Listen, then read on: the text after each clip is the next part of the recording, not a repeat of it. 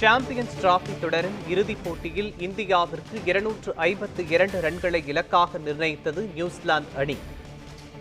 முக்கிய செய்தியாக பார்த்து வருகிறோம். முதலில் களமிறங்கிய நியூசிலாந்து அணி 50 ஓவர் முடிவில் 7 விக்கெட் இழப்பிற்கு 251 ரன்கள் குவித்தது. முக்கிய செய்தியாக பார்த்து வருகிறோம்.